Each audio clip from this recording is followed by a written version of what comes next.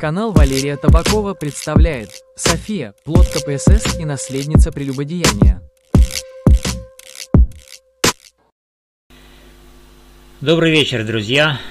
Я юрист Валерий Табаков. И сегодня опять же мы возвращаемся к делу об убийстве Ирины Фарион.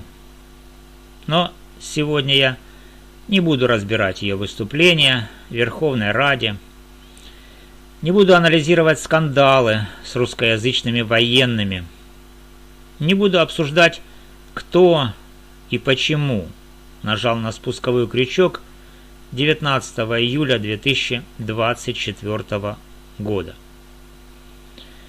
Сегодня я расскажу вам о женщине, которая родила плод своего коммунистического прошлого.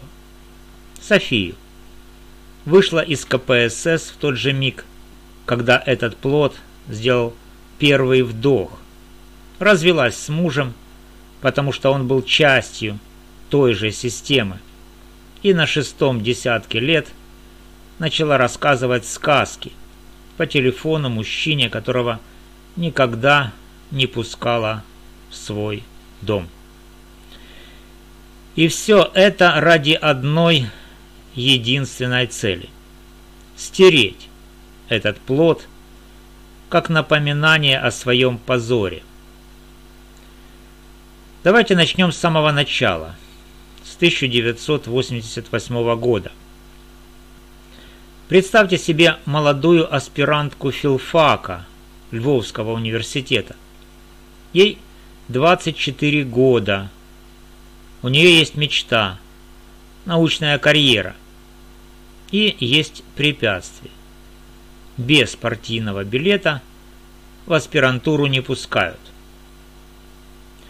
Она идет и вступает в КПСС. Не потому что верит в коммунизм, а потому что это пропуск. Это инструмент. Она сама позже назовет это лайном, в которое она вступила ради цели. И внимание, в этот же период она беременеет. Ее дочь София зачинается в тот момент, когда ее мать Ирина официально носит в кармане партбилет. София – плод КПСС. Плод системы, которая поработила Фарион. Плод системы, которую Фарион ненавидит и из которой желает вырваться. Теперь слушайте внимательно. Она проводит в партии ровно 9 месяцев. Не 8, не 10, ровно 9. И выходит из нее в тот момент, когда ребенок только что родился. Это ее собственные слова, сказанные в 2015 году Катерине Осадчій. Пробула в тому лайні рівно 9 місяців, поки була вагітна. Тоді прийшла і кинула квиток у лице. Вы понимаете, что это значит? Это не случайное совпадение дат. Это не так получилось. Это попытка стереть след. Роды Софии становятся точкой разрыва. В тот миг, когда плод появляется на свет, Ирина Фарион перестает быть членом КПСС. Она не рожает дочь. Она изгоняет плод. Плод, который напоминает ей о ее слабости, о ее компромиссе, о ее позоре. А теперь представьте себе эту новорожденную девочку. Она еще не умеет говорить, но уже помечена. Она – живое напоминание о коммунистическом прошлом матери. Она – пятно на биографии. Она – плод, который нельзя уничтожить, но можно переписать. Фарион не смотрит на Софию как на ребенка. Она смотрит на нее как на материал для исправления. София не просто ребенок. София – ошибка, которую нужно исправить. Проходит несколько лет. 1990-е. Софии 5, 6, 7 лет. И тут развод. Муж Остап Семчишин филолог, человек из той же системы, из которой Фарион только что вырвалась. Он не разделяет ее новых убеждений. Он не идет в свободу. Он остается в прошлом. И Фарион делает роковой выбор. Она разводится.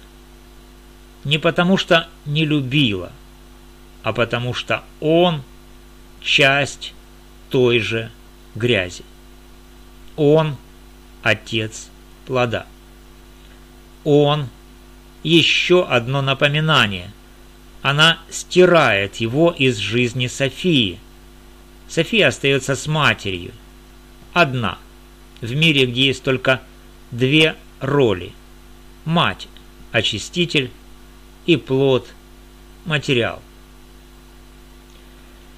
А теперь самое важное. Кто разводится, тот прелюбодействует. Это не мои слова. Это слова Христа.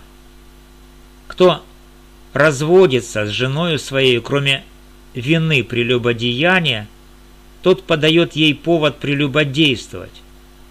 И кто женится на разведенной, тот прелюбодействует.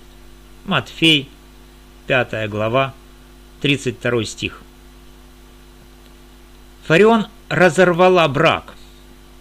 Она не просто развелась. Она вступила в прелюбодеяние, в лайно. И этот грех не юридический. Это духовное клеймо, которое она наложила на себя и на свой плод. Она не могла стереть Софию, но могла стереть все вокруг нее. Развод стал как бы попыткой второго акта очищения. Она очищалась от отца плода, но загрязнила плод прелюбодеянием. София теперь двойной плод коммунизма и развода. Лайна вдвойне. Проходит еще 15 лет. 2015 год. Фарион 51 год, она уже известна. Ее знают по телевизору, по скандалам, по плакатам с Лениным. И тут она впервые открывает душу. В шоу «Світське життя» она говорит о мужчине, о романе, но слушайте, как она об этом говорит. «У меня гостевый шлюб. Мы в разных городах, разных поясах. Лучшая связь – телефон. Каждый вечер он просит: расскажи сказку. Я как Шахерезада, экспромт в ушко». И добавляет: я самитниця. Поймите, это не просто роман на расстоянии. Это попытка третьего акта очищения. Она не пускает его в дом. Она не пускает его к плоду. Она рассказывает сказки, чтобы держать его на расстоянии. Это любовь без тела, потому что тело уже осквернено. Бойфренд – это отдушина, но не угроза плоду.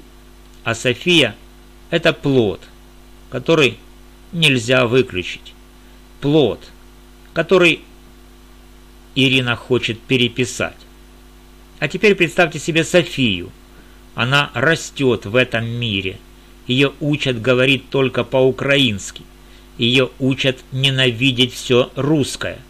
Ее учат гордиться тем, что ее мать вышла из КПСС в момент ее рождения. Ее учат быть продолжательницей. Она не просто дочь, она переписанный плод. И она принимает эту роль, потому что другого выбора у нее нет. Потому что мать – это ее единственный переписчик, единственный источник смысла. И вот 19 июля 2024 года Фарион выходит из дома с чемоданом. Она едет на отдых с плодом. Это семейная поездка. Это последняя попытка переписать плод. Мать и плод. Без посторонних, без бойфренда, без прошлого. Только они вдвоем. И тут выстрел. Пуля в голову. Фарион умирает в больнице, а плод остается один. И что же делает плод? Он идет в суд. Он требует 15 миллионов гривен компенсаций и желает их отдать на ВСУ. Он пишет книгу воспоминаний. Он ведет процесс. Он кричит в зале суда: пусть сгниет в тюрьме. Почему? Потому что убийство – это не просто потеря переписчика. Это возвращение к истокам. Это возвращение к плоду коммунизма. Это крах всей переписки. Плод был не просто дочерью. Плод был материалом. Плод был ошибкой. А теперь плод один. Но это еще не конец. Проходит всего 2,5 месяца. 6 октября 2024 года. Плод – вдова. Ее муж Василий Особа, отец ее 2 детей, Дмитрия и Эвы, погибает на фронте, на северском направлении. Он защищает Украину, как и многие.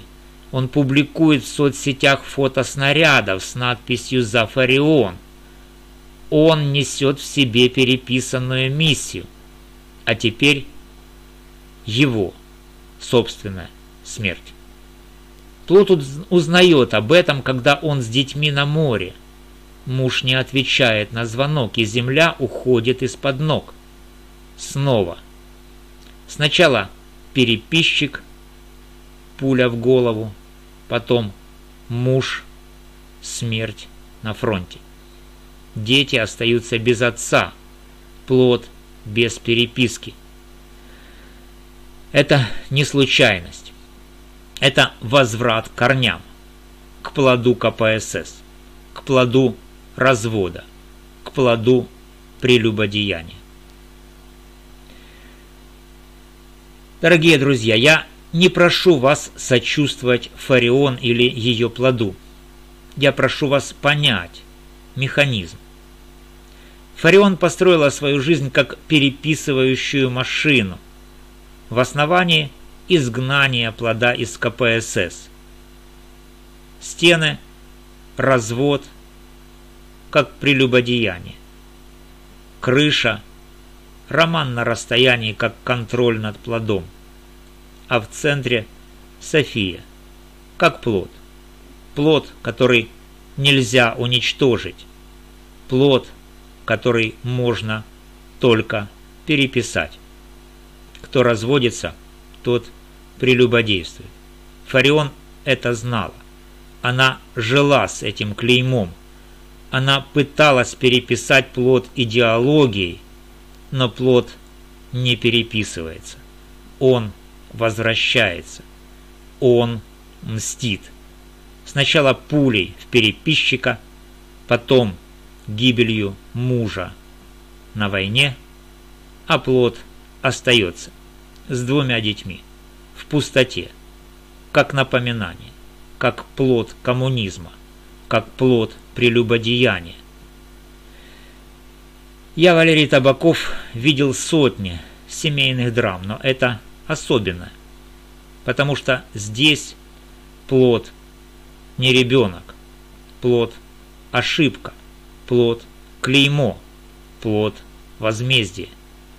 Фарион не была самитницей, она была переписчиком, который не смог стереть свой плод, а плод, София, теперь живет с этим навсегда. Спасибо, друзья, за внимание. Если вы дослушали до конца, пишите в комментариях «Плод коммунизма». Я прочитаю каждый ответ.